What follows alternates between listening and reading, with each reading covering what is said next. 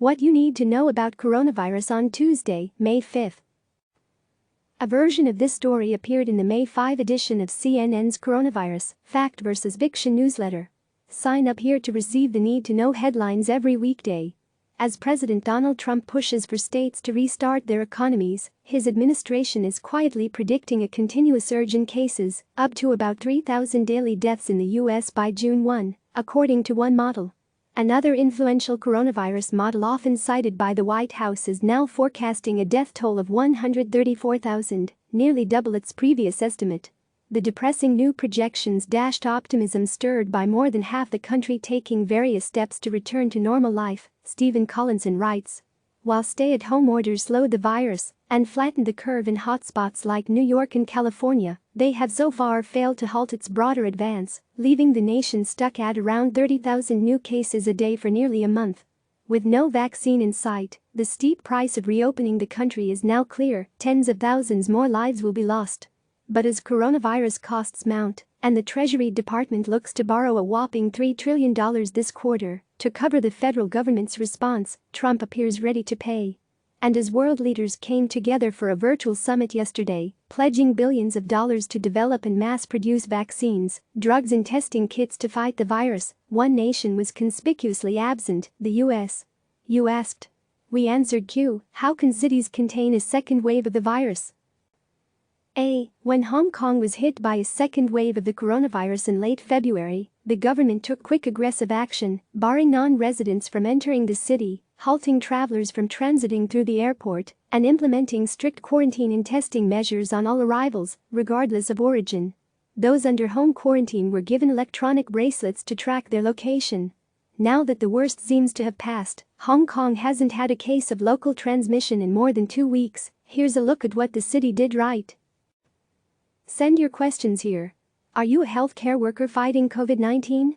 Message us on WhatsApp about the challenges you're facing, +1 347 322 0415.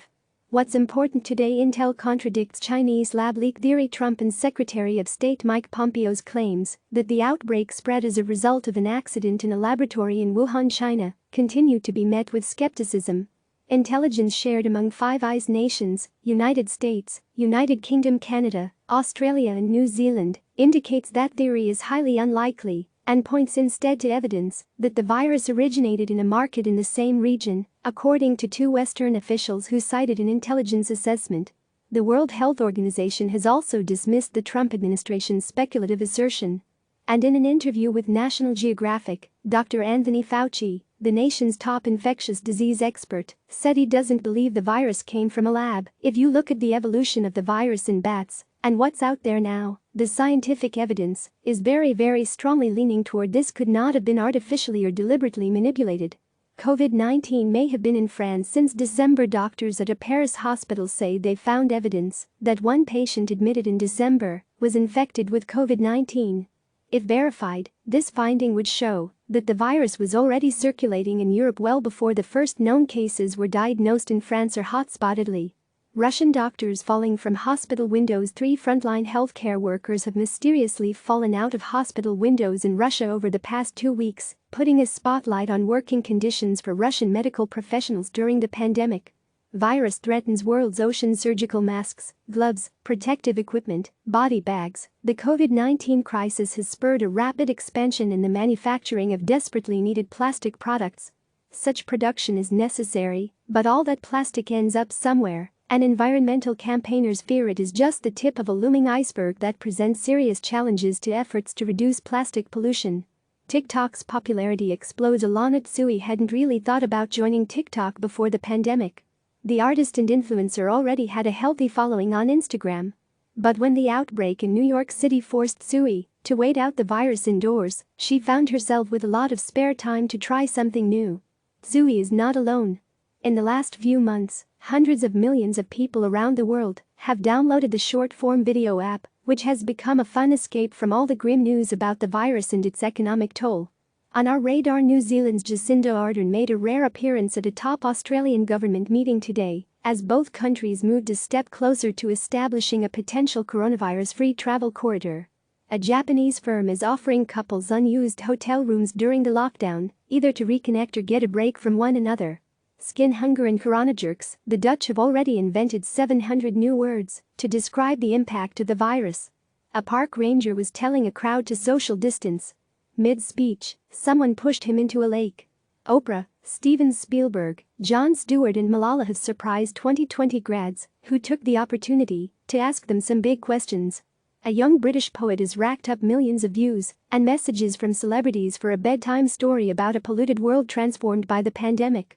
The hero healthcare workers at a hospital in Santa Cruz, California, are getting bonuses thanks to a $1 million gift from an anonymous donor. Seeing a 747 freighter land at an airport is like in an old western when the cavalry rides in to help the people in distress. The Queen of the Skies is having the finest moment of her reign. Top tip: enforced lockdowns. Isolation from friends and loved ones. Loss of job, income, economic stability. With the grief and loss we are all experiencing, on so many levels, it can be challenging to cope. These are 5 signs your coronavirus anxiety has turned serious. Poor sleep and regular nightmares. A focus on bad news, loss of interest and pleasure, helplessness or crippling anxiety, thoughts of suicide. Read our full story for tips on what you can do, from connecting with loved ones to establishing a schedule and seeking help. Today's podcast: a lack of tests means a lack of knowledge.